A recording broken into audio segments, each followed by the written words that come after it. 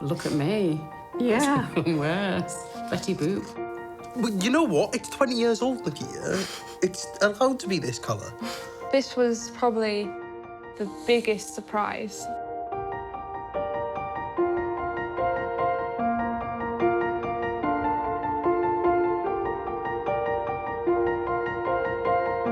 Most children, even if they're adopted at the age of 6 months, 1 year old, they still have a life and memories. There'll be first teddy bears, there'll be even, you know, bracelets from hospital. And I think I'd be so lost without the items I've had. When I was 2, I went to foster carers. We're still in contact to this day. And one of my key sort of items I sort of have from them is this blanket. It's always been a very significant item just because it is that sort of big cuddly connection with them. When I was 4 years old, I was adopted by my 2 mums. I would describe my childhood very happy, and I was very supported by my adoptive parents.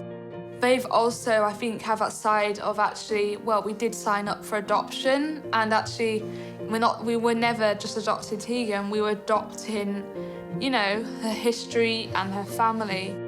As I grew up, I think it just grew more and more of like, so why haven't I met this person or had anything to do with him as such? I was like, I don't care if contact doesn't work out, I just need to know this information.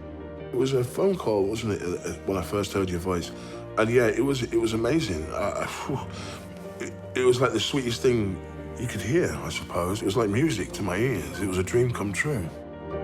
We sort of found out we're both big gamers. Yeah. I'm not great at fighting zombies, it was seeing, so Dad does sort of dad mode, where he rushes in and goes, leave Tegan alone, you know, and I think it does help us really bond.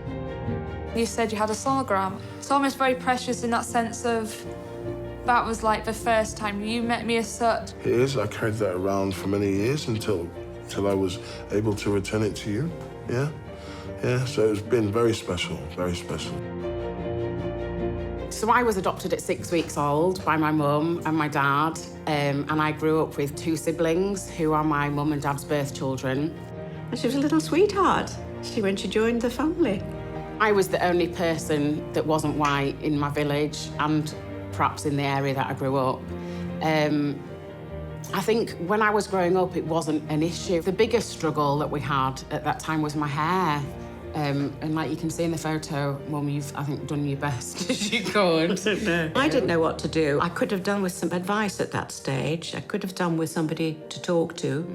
So this is what I had. This is Emma's history, and this is the information I had about my birth parents and why I became to be adopted. That was sent to us when Emmy came to us as a baby, and you always knew where it was. So I'd just sometimes just take myself off and just sit somewhere quiet and just read it.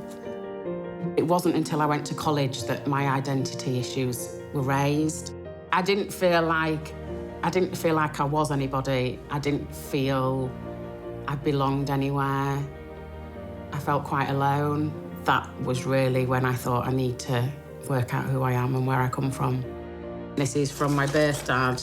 I decided to meet my birth dad first because he was black and that's the thing that was missing. This was me learning about my Jamaican and Bajan heritage and my culture and meeting extended family.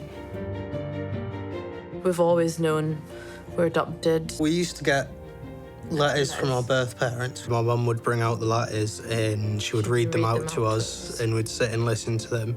So at one point I wanted to know how I got my name.